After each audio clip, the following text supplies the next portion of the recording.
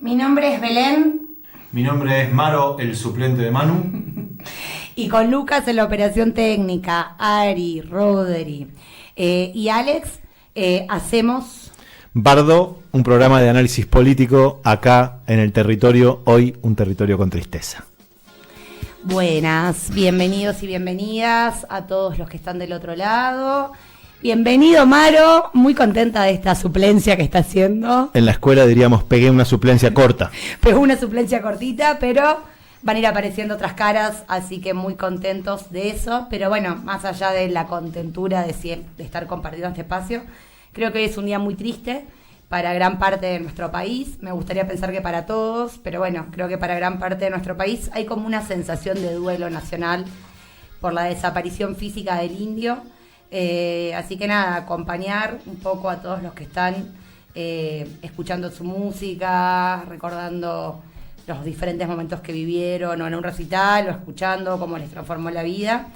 Y una de las cosas que pensaba hoy era que así como cuando pasa algo en este país que llama la atención, pensamos que hubiera dicho Norita o que hubiera dicho el Diego sobre esto. Ahora vamos a seguir pensando que hubiera dicho el indio o cómo se hubiera posicionado frente a esto, porque era una de las cosas más increíbles que tenía. Estar siempre diciendo algo en el momento correcto. Sí, y también diciéndolo desde sus letras y sus líricas, como si lo hubiera visto de antes, ¿no? Cómo el indio, de alguna manera indirecta, metafórica, misteriosa, fue politizándonos, a quienes crecimos en la adolescencia con él, enfrentando, quizás sin saberlo, el periodo de los 90 que ahora vuelve. Se va el indio, chau indio, le puse te vas para quedarte seguramente, todo tendrá un significado a interpretar, también tu vida que se metió en nuestras vidas y las hizo un poco mejores. Gracias, indio. Gracias, indio, y bueno, un abrazo a todos del otro lado. Bueno, acá este programa de análisis político en el que nos encontramos cada viernes nos lleva a charlar siempre tres temas. Sos un fiel escucha, así que sabés que hacemos un tema local, un tema provincial y un tema nacional. Con el tema local vamos a empezar a hablar de un tema vamos a hablar un poco de la Vega Plana. En realidad vamos a atravesar un poco la falta de cloacas en San Martín de los Andes, o no si la falta completa, pero sí la deficiencia del sistema de cloacas, la Vega Plana y los límites del crecimiento de esta ciudad. No lo habíamos pensado a priori, pero hoy es 5 de junio, Día Mundial del Ambiente, así que no es que vayamos con efemérides, pero hoy justo el programa está bastante vinculado a varias efemérides de este mes. Así que bueno, un poco era charlar de eso, porque es un tema que está dando vueltas en la realidad sanmartinense, tanto porque habrán visto en varios medios de comunicación locales, también en La Nación, por ejemplo, salió que el Parque Nacional Lanín intimó al municipio a que cuente o que dé un informe de cómo estaba funcionando la planta de tratamiento de residuos cloacales y qué era lo que se estaba soltando al lago Lácar. Hubo ahí una serie de respuestas y contrarrespuestas entre el municipio, el órgano de contralor, la cooperativa, en relación a eso. Y al mismo tiempo que eso estaba pasando y que abordó los medios nacionales, en San Martín de los Andes, estas últimas 3 semanas, estuvimos algunos vecinos y vecinas, algunos representados en organizaciones sociales, otros simplemente como vecinos individuales, algunas cosas en torno a un plan de ordenamiento territorial de San Martín de los Andes y un posible futuro código urbano. Y en la Comisión de Ambiente, que es en la que yo particularmente vengo participando, se discutió bastante la Vega Plana. Esa Vega Plana que la pasamos todos los días, muchos vivimos ahí. ¿Qué es la Vega Plana? ¿Dónde está? ¿Vos sabés lo que es la Vega Plana? Belén te lo cuenta. ¿Vos sabés lo que es la Vega Plana? Bueno, para quienes alguna vez llegaron a San Martín de los Andes desde el aeropuerto, una vez que bajaron, hicieron la curva por la loma atravesada de Taylor y entraron como un pozo, vieron toda una gran planicie que conocemos como Vega Plana, ¿sí? Después hay algunos barrios que están en sus límites y algunos arriba. Pero es un gran sistema de humedales, ¿sí? Un sistema de humedales que cumple funciones muy importantes para nuestra ciudad y que también sufre el problema de la falta de cloacas. ¿Y por qué nos preocupa? ¿Por qué sentimos que estos dos temas se cruzan y por qué nos preocupa un poco hablar de esto? Es porque, bueno, todo el agua que ingresa a nuestros hogares luego sale de nuestros hogares. Sale con forma de aguas negras o de aguas grises que necesitan un tratamiento, porque esas aguas nosotros las terminamos volcando al lago Lácar. El lago Lácar sigue hacia el lago Nontué, río Uaum, atraviesa Chile, río Valdivia y sale al Pacífico. O sea que pensar lo ambiental en términos multiescalares y ver que las decisiones que tomamos en algún territorio chiquito muchas veces impactan en territorios mucho más grandes. Y a su vez, pensar esos territorios grandes para volver a los más chiquitos y hablar un poco de este humedal de unas 750 hectáreas. Es una zona protegida de San Martín de los Andes por varias ordenanzas. En realidad, primero hubo una ordenanza que regulaba el crecimiento sobre la vega plana y sobre los faldeos, y luego, en 2009, se hizo una nueva ordenanza que era un poco más prohibitiva en términos de construcción sobre la vega plana a fin de cuidar el funcionamiento de ese humedal. Yo traje para hacer un humedal en donde aparte, viven más de 100 especies de aves hoy arriba de la vega plana, además de algunas viviendas, algunos campos y algunas actividades productivas. Hay una reserva natural urbana preciosa que recomendamos visitar, que es la Reserva Cotesma, y una nueva OMEC, que es la Reserva Amigos de la Patagonia, la primera OMEC de la Argentina, que son otras medidas efectivas de conservación que, sin ser área protegida concretamente, contribuyen a la conservación de, por ejemplo, el funcionamiento de los humedales y de los servicios ecosistémicos que nos ofrecen. Que es muy hermosa toda esa parte para ir a caminar, para mirar la biodiversidad, para conectarse aquí en San Martín de los Andes con la vida en sus diferentes formas. Y además, todo eso es así y es un valor en sí mismo, ese valor que acaba de nombrar es un valor en sí mismo. Pero ahora yo traje para hacer un experimento en vivo, que Maro lo va a ir relatando mientras yo lo voy haciendo, así lo ven. Nosotros decimos que los sistemas de humedales, que tienen dentro mallines, algunas lagunas temporales y otro tipo de formaciones, se encargan de absorber la lluvia y toda el agua de deshielo, haciendo que nosotros no tengamos solo agua en la temporada húmeda, sino que podamos tener agua todo el año y que cuando hay mucha agua no nos inundemos de golpe. Para que eso funcione como una esponja, tiene que tener sus funciones en sistema. Entonces yo traje... Bien, ahí me tocó una suplencia difícil, era un curso difícil. O sea, Radio Verdad. Belén está con una, sería una esponjita Mortimer de las amarillas, lo están viendo en el streaming que coordina Ari, y está volcando en este momento una pequeña botella de agua sobre la esponja. Por suerte abajo hay una... Sobre el lado amarillo. Bien, el lado amarillo. Y vemos que gran parte de esa agua va ingresando a la esponja. ¿Se logra ver bien? Sí, yo diría que un 40-50% más. Queda ahí adentro. Se quedó adentro y poquito se volcó a la bandeja. Menos mal, porque la Pocahullo nos retaría si tiráramos agua sobre el estudio. Si yo la aprieto, vuelve a salir toda el agua dentro de la esponja. En cambio, así funcionan los mallines en la ciudad. Pero para eso tiene que estar el mallín completo. Nosotros tenemos que poder ver ahí arriba, cuando pisamos muchas veces el mallín, notarán que ese mallín es un mallín, un suelo más blando.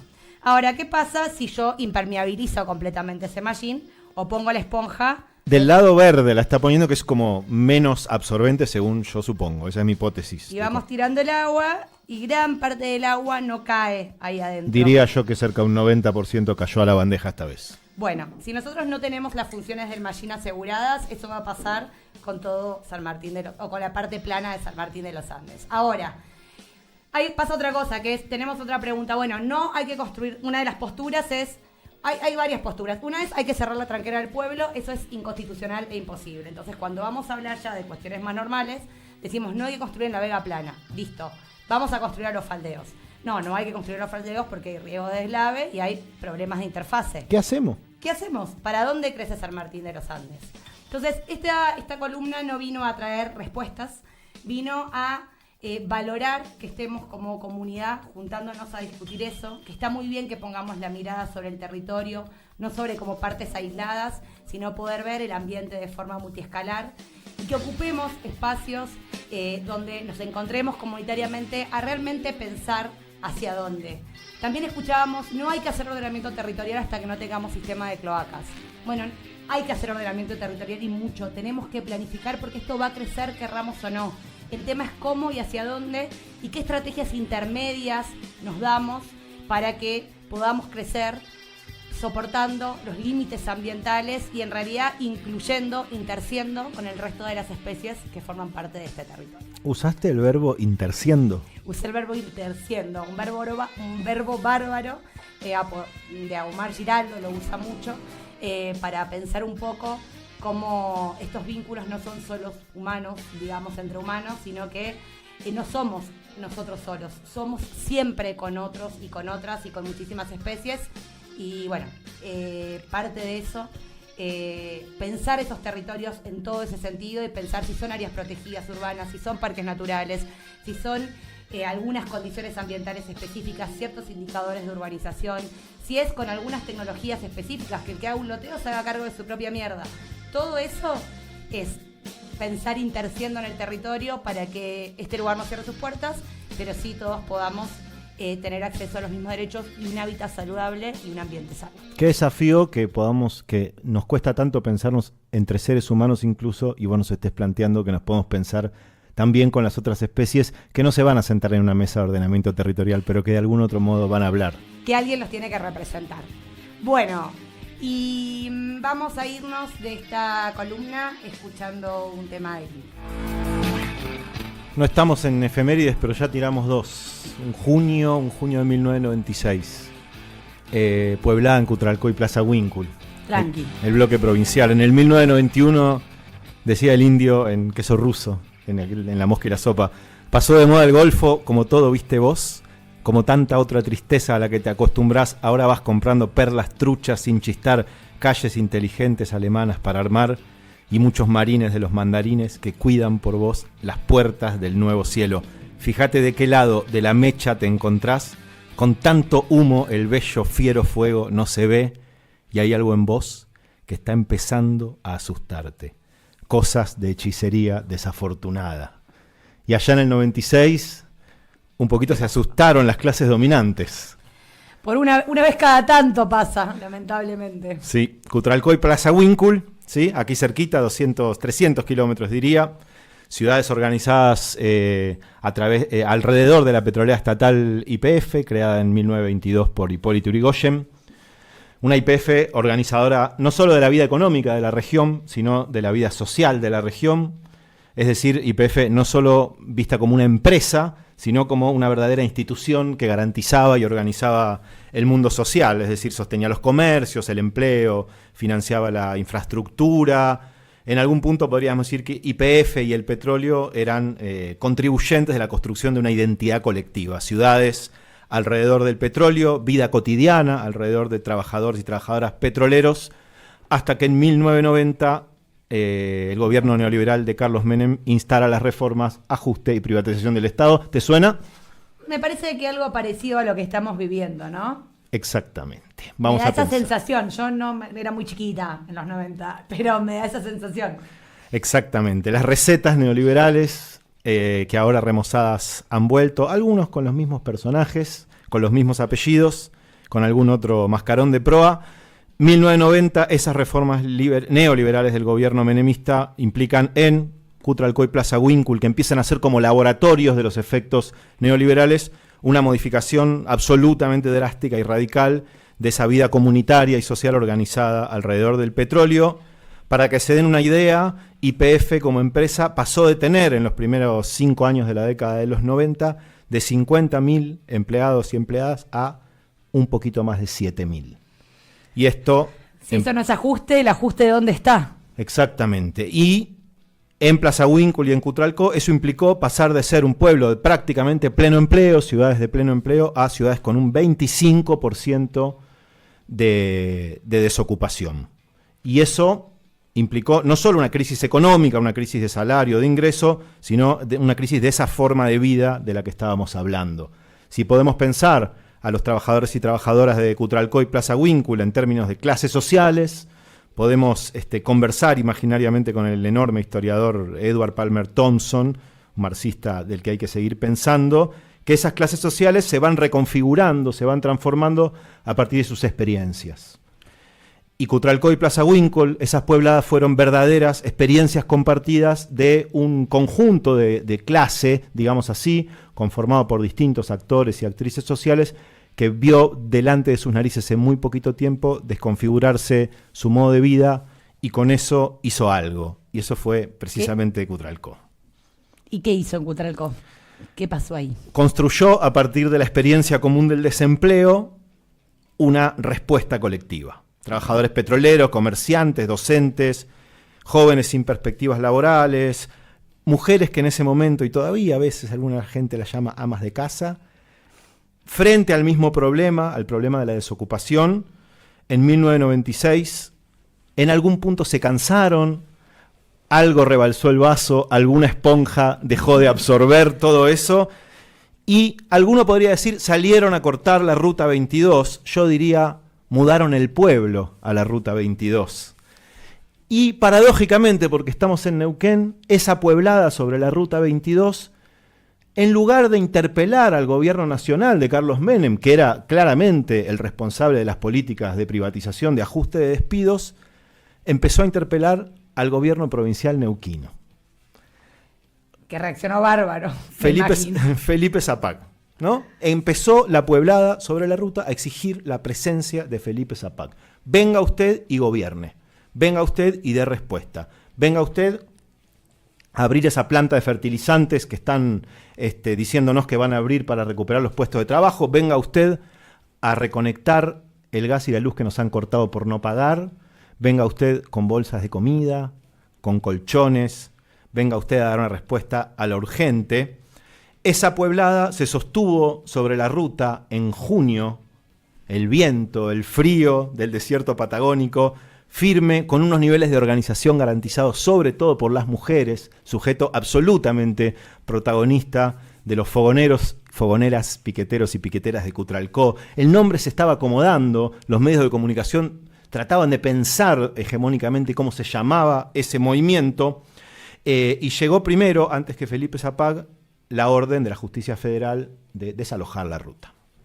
Y se fueron. Dijeron, che, bueno, dale, hasta acá, y se fueron, o cómo reaccionaron. ¿Sabes que no? Primer asunto. Hubo resistencia. Exactamente, primer asunto. Ahí, digamos, se calculó que aproximadamente la mitad demográfica del pueblo estaba sobre la ruta, de manera rotativa, es decir, había mucho más. Quienes iban y venían garantizando los comedores, los cortes, las guardias, etcétera. Se hace presente la jueza federal Margarita Gudiño de Argüelles, parada sobre una tanqueta, recomiendo mirar esos videos, están en YouTube, parada sobre una tanqueta con un megáfono, decreta el desalojo y les da un tiempo a los líderes a los referentes para que desalojen. Y luego empiezan un proceso de deliberación porque el pueblo, de cuerpo entero gritándole que no se iban a ir de la ruta, toma de nuevo el megáfono y dice, me declaro incompetente. No puedo, no debo. Increíble. Increíble. La autoridad judicial se retira sin desalojar la ruta y en ese momento, en algún punto, esa multitud organizada logra neutralizar la capacidad efectiva de la intervención del Estado. Una especie de doble poder real. Es completamente increíble cómo el dolor, bueno, a su vez es de donde salen las revoluciones, pero realmente desde un lugar donde hoy muchas veces sale el sálvese quien pueda, ahí en vez de cada uno intentar salvarse solo y quedarse con lo propio, se pudieron organizar y sostener con lo duro que es sostener un corte de ruta en esas condiciones, y el miedo solo sirvió para cementar esa organización en vez de para dispararla. Así es, y vamos a pensar en qué condiciones, cómo fue eso posible y cómo dialoga un poco con el tiempo presente donde vuelve a aparecer. ¿Qué necesitamos que pase? Bien. Se siguió exigiendo, una vez que la justicia se declaró incompetente, la presencia del gobernador Zapag, que llega y muda la gobernación central de la provincia de Neuquén a Cutralcó. Se instala ahí y los piqueteros y piqueteras, que es el pueblo de Cutralcó y Plaza Winkle sobre la ruta, plantean que no iban a ir a negociar con él adentro de una oficina, que tenía que presentarse a la mismísima ruta. Y así lo hace Zapag. Que venga a su oficina. No le queda nada. Esa negociación con los delegados de las asambleas de los piquetes y las delegadas ocurre no en la legislatura, no en la gobernación, no en la oficina pública, sino en la ruta, ahí con miles de personas participando y discutiendo en el mismo momento los mandatos de asamblea con el gobernador, qué es lo que se iba a negociar, cuerpo a cuerpo, haciéndole sentir el peso de esa mayoría, de ese pueblo, de esa pueblada sobre la ruta. Se llega a un acuerdo, a un acta que se firma con 13 puntos. Que esto es muy interesante, porque esos 13 puntos muestran de alguna manera, punto a punto, una especie de paradoja que a mí me resulta fascinante. Porque por un lado exigían y negociaron las medidas de emergencia, los primeros planes, subsidios para jefes de hogar, los primeros planes trabajar, bolsas de alimentos, asistencia social directa, remedios, condonación de la deuda de luz y gas, como te dije antes, alivio económico inmediato. Pero al mismo tiempo exigían que se abra la planta de fertilizantes. Una vez que había cerrado YPF, porque esa planta de fertilizante había sido prometida y se había caído, lo que empujó al piquete, es decir, esa multitud sobre la ruta en algún punto aspiraba a paliar mediante la lucha la emergencia, el momento, la comida, recuperar la luz, el gas de sus casas y también a recuperar un mundo perdido o que se estaba perdiendo, es decir, la supervivencia inmediata y la esperanza de la reconstrucción. Ese surgimiento de ese movimiento piquetero tiene que ver con toda esa memoria, con toda esa proyección. Un año ocurrió que estuvieron viviendo en sus pueblos, yendo y viniendo, tratando de reconstruir. Esa acta, por supuesto, no se cumplió. Y en el 1997, el asesino de turno, que es Carlos Corach, nada menos, ministro de Interior. Nada menos y nadie más. Es interesante para los que no lo conocen investigarlo. Sí. Porque anda dando unas vueltitas por ahí. Manda la represión, manda la gendarmería. El pueblo vuelve a la ruta en concordancia con el gremio docente ATEN, que estaba de paro. A veces hablamos hoy de la conjunción de la comunidad y los docentes. Bien, el pueblo en la ruta a partir de un paro de ATEN. Corach manda a reprimir y ahí es asesinada Teresa Rodríguez. Nunca hubo justicia por Teresa. Nunca hubo justicia por Teresa. Y hoy estamos en un Neuquén que vuelve a crecer aparentemente económicamente, vuelve a aparecer el petróleo, pero de todos modos absolutamente castigados por las políticas neoliberales del gobierno de Milei.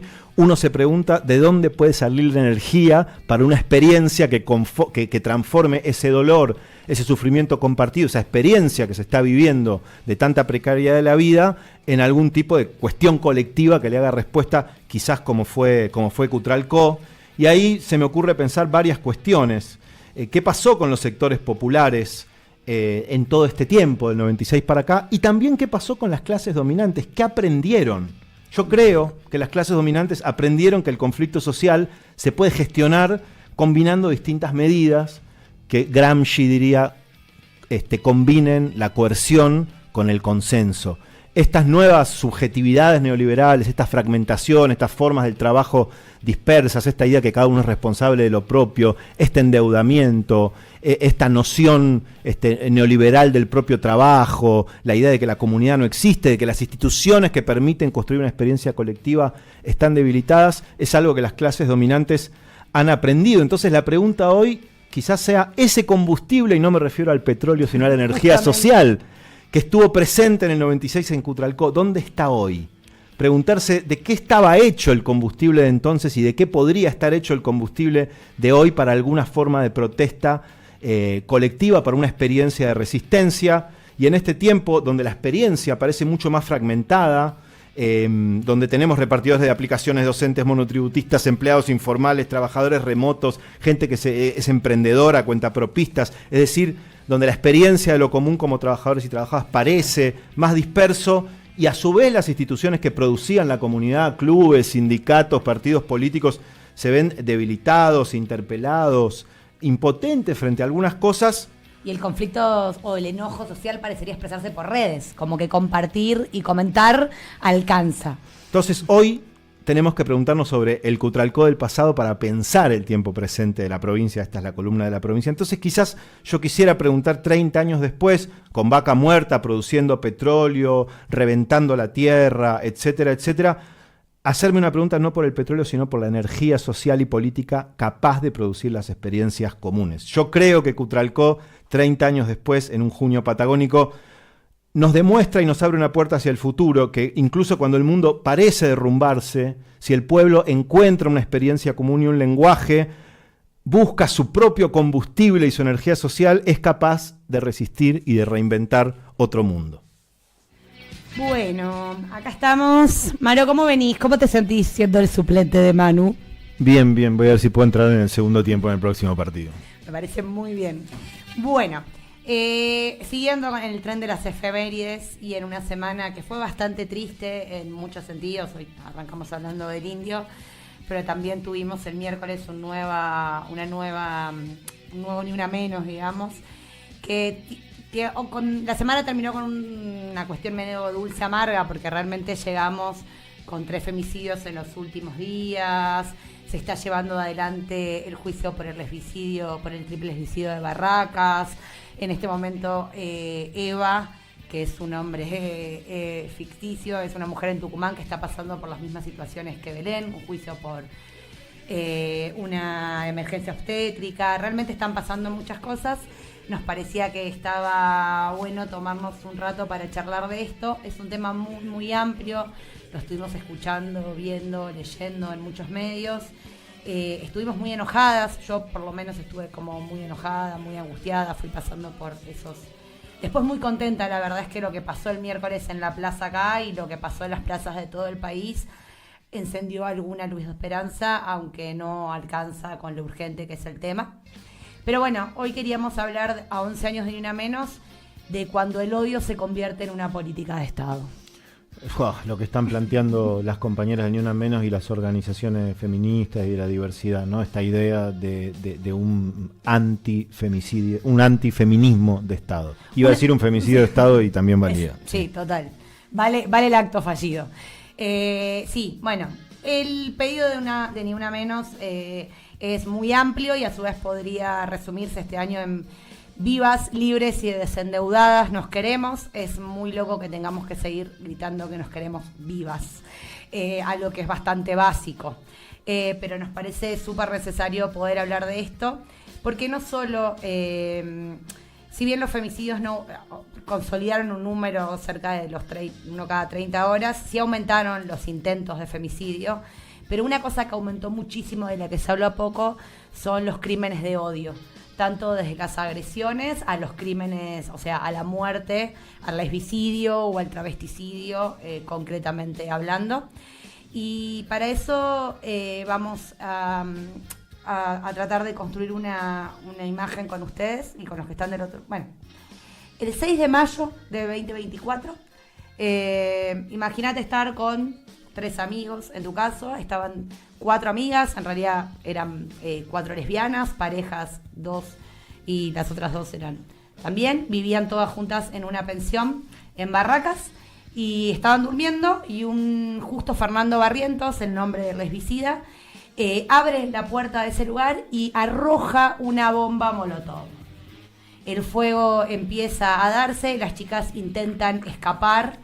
Y él, cuando abre la puerta, él desde afuera seguía tirando baldes con fuego adentro de esa pieza en la que mueren 3, Pamela, Roxana y Andrea, y Sofía sobrevive, si sobrevivir es a lo que se puede llamar salir con vida de ese lugar,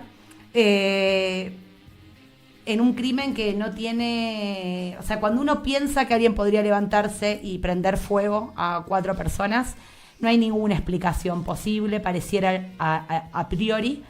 Bueno, nosotros creemos que hay explicaciones y que tienen que ver con un discurso anterior a eso, que de alguna manera va habilitando o va posibilitando eso. Resulta que 2 días antes de eso, 3 en realidad, el 3 de mayo de 2024, asistimos, algunos de los que nos gusta mucho escuchar la radio, a una entrevista espantosa. Repugnante. Repugnante es la palabra, en la que Tenenbaum, con buenas intenciones a priori, le hace una entrevista a Márquez, a Nicolás Márquez, asesor y biógrafo de Javier Milei. Y en esa entrevista...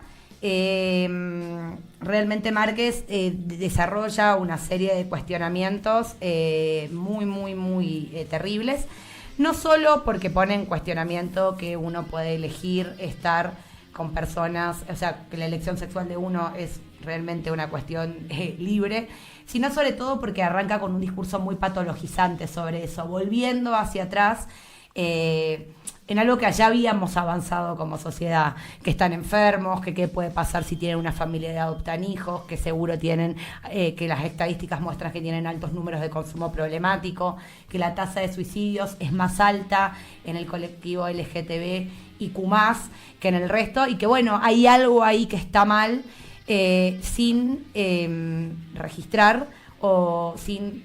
Digo, él con un discurso que es el que tiene y que lleva, pero sin alguien que del otro lado le contrapregunte nada. Ernesto se enojó mucho, le dijo como yo no estoy de acuerdo con eso, pero quizás había unas preguntas que hacer ahí a esos números, no tanto por pelear por los números, sino preguntarse quizás por qué hay más consumo problemático o por qué hay más tasa de suicidios o cuán complejo es vivir en el mundo cuando una parte de la sociedad niega tus condiciones de existencia. Exactamente, ¿no? Como la pregunta de por qué hace falta un cupo trans si somos todos iguales. Esas preguntas que suenan ridículas cuando las rascas un poquito, pero con el sentido común reaccionario, heteronormado, parecen cuajar con que tienen bastante sentido y tienen lógica y son una aberración, porque hacía poco, unos años, habíamos estado discutiendo sobre derechos civiles, el matrimonio igualitario, etcétera, y no sobre el derecho a la existencia y a la vida de una persona por su elección sexogenérica.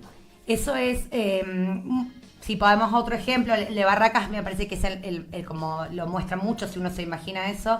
Hoy el juicio se está llevando adelante, por suerte se está llevando como crímenes, o sea, se introdujo las figuras de crímenes de odio.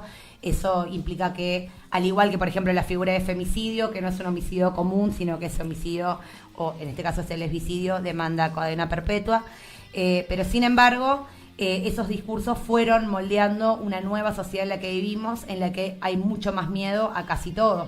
¿Se acuerdan del discurso de Davos de Milei? Sí, bueno, disparó una de las primeras movilizaciones grandes contra el gobierno, ¿no? Uno de los ejes de acumulación de la resistencia a Milei, ese discurso. Y también uno de los primeros ataques, porque 2 días después de eso, la provincia de Buenos Aires prendieron fuego la casa de 2 lesbianas y su hija, digamos. Por suerte ellas no estaban adentro, pero no deja de ser terrible, no solo porque se quemó todo, sino que además porque te empieza a hacer vivir con miedo, que es una de las cosas que nos preocupan, porque los discursos de odio estuvieron siempre, pero los discursos de odio no son simplemente insultos, no son opiniones polémicas que alguien tiene, son formas de comunicación que atacan a un colectivo o a una minoría por alguna cuestión en específica, por una elección, por una forma de ser o estar en el mundo, por ser mujeres, por ser lesbianas, por ser gays, por ser trans. Aparte, ahí se dejan de discutir ideas, porque lo que empezamos a discutir es esto que venimos diciendo, que a mí me parece que es clave replicarlo una y otra vez, que es la existencia del otro. No estamos discutiendo qué pensamos, discutimos que el otro pueda existir.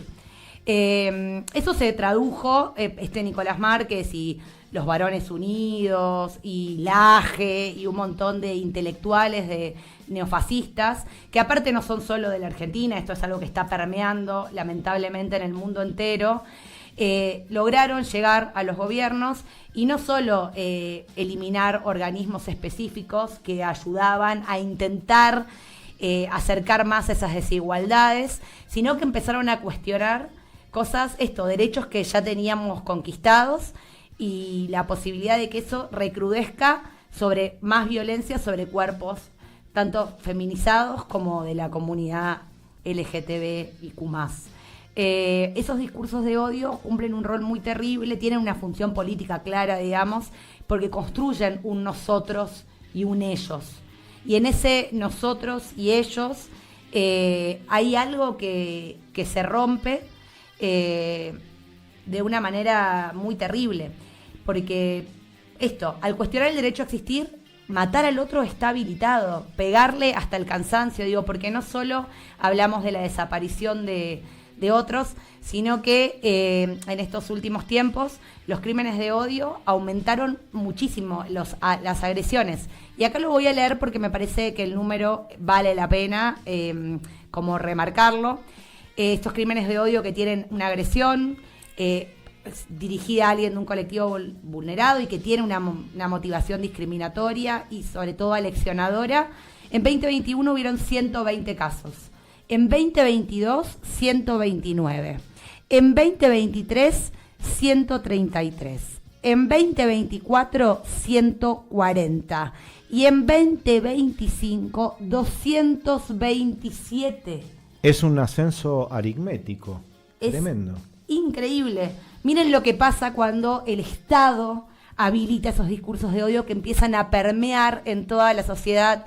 Y eso que antes quizás pensaba un tipo solo en su casa, está empezando a circular, está bien visto y permite llevar al acto y a alguien que te molesta por su simple existencia, cagarlo a trompadas, gritarle cosas, discriminarlo y en su versión más terrible, prenderlo fuego. Literalmente. Literalmente, ni siquiera metafóricamente. Además, vivir siendo parte del colectivo, esto lo quería decir al principio, pero esta columna no la armé sola, la armé con Mechi, que capaz que está del otro lado, Mechi Canciño, y hablábamos un poco, ella me trajo un concepto que es el de estrés de minorías, de Meyer, un autor que habla de que la comunidad, digamos, no solo está como acostumbrada a sufrir violencia, sino que aparte cuando uno ve que otros iguales a uno también sufren violencia por su condición de existir, cuando vuelve a cuestionarse que camines con tu pareja de la mano, que te des un beso públicamente, que no te muestres porque atenta a la moral de quién, eso hace que uno empieza a anticipar esa violencia, que empieza a pensar que eso podría pasarle y que entonces deje de hacer cosas por el simple hecho de que la amenaza está dando vuelta. Sí, algo que los varones, digamos, hetero cis, no sabemos lo que es, aunque tratemos de pensar lo que es andar con miedo, estar muchas veces, volver a la noche y no saber qué es lo que nos podría pasar, algo que las mujeres y las diversidades lamentablemente interiorizaron en este mundo que se vuelve cada vez de más barbarie. Y ahí un poco, Mechi, te pasaba este dato de, claro, podría pasarme en cualquier momento. Podría pasarte en cualquier momento. Digo, es cada vez peor, porque ahí lo que vos nombraste es una idea que desde los feminismos trabajamos mucho, de la interseccionalidad. Porque yo alguna vez, hablando con una pareja, él me dijo, ¿por qué tenés tanto miedo? A mí también pueden robarme. Y yo pensé, no, maestro, o sea, la verdad es que la propiedad privada me importa bastante poco. Me estoy empezando a enojar. Me importa bastante poco. Lo que me preocupa es que me violen y me maten. Y cuando hablaba con Mechi, que es lesbiana, ella decía, o sea, me contaba cosas que eran peores todavía. Entonces decía, bueno, ¿cómo la interseccionalidad hace que la vida siga siendo más compleja? Si a eso le agregamos ser pobre, por ejemplo, o ser de una comunidad indígena, o ser negra, realmente se vuelve muy complejo vivir en este mundo y por eso es tan importante que podamos, así como los discursos de odio están permeando desde el Estado, hacer algo para detenerlos, poner en discusión todo esto. El odio no solo afecta a quien recibe el ataque, el odio nos alecciona a todos, nos disciplina como sociedad, elige quién puede ocupar el espacio público, nos hace que gente tenga que poder esconderse. Entonces, lo que pienso desde lo que de Niño a Menos venimos discutiendo hace muchos años, es que la violencia no arranca cuando te prenden fuego, o cuando te cagan a patadas, o cuando te violan, te matan y te descuartizan, porque eso nos hacen cada 31 horas en la Argentina. Sino, empieza muchísimo antes, y cuando eso es construido desde el poder, es mucho más terrible. Porque lo que estamos disputando de fondo es la libertad de ser quien uno es, la libertad de vivir con lo que uno desea. ¿Por qué hay vidas que valen más que otras? ¿Por qué hay personas que tienen más posibilidades de ser, decidir, hacer y mostrarse, y otros tenemos que ir guardándonos o guardándose para que no le pase nada? Realmente el llamado es a toda la sociedad a que podamos pararnos de frente contra los discursos de odio, a que cuando escuchemos un chiste, un cuestionamiento o una amenaza, digamos, por acá no, este no es el mundo que nosotros estamos construyendo. Los discursos de odio no son palabras, son prácticas que producen consecuencias materiales sobre nuestras vidas concretas, y una vez más llamamos a toda la sociedad, a varones, a mujeres, a lesbianas, a gays, a travestis, a trans, a todos, a frenar los discursos de odio y a pregonar una libertad en serio, no esta mentira organizada que nos venden como libertad y que solo hace que cada vez tengamos más miedo y menos posibilidades de ser felices en nuestra patria. Bueno, vamos cerrando un nuevo bardo. La próxima vez nos encontramos dentro de 15 días. Hay algo muy importante que no dijimos y que es clave, que tratamos de decirlo en cada bloque y esta vez lo olvidamos. Estamos en FM Pocahullo, la radio comunitaria del pueblo, nuestra casa, un lugar que nos abrió las puertas con mucho amor y con mucha gente bárbara con la que construir cosas. Tenemos una campaña de suscriptores en la radio que está bueno poder sumarse.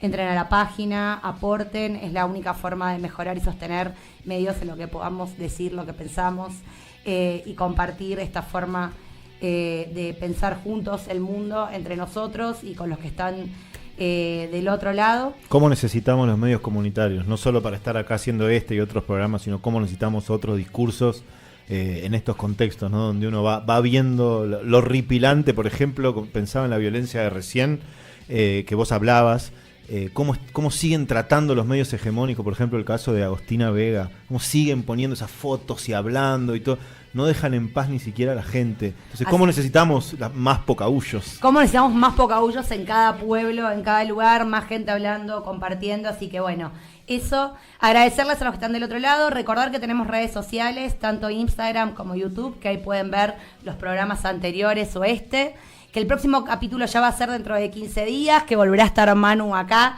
con una compañera sorpresa. Agradecerle muchísimo a Maro por haberse sumado, a Ari, a Ale, a Rodri, a Lucas y a todos y a todas los que están del otro lado.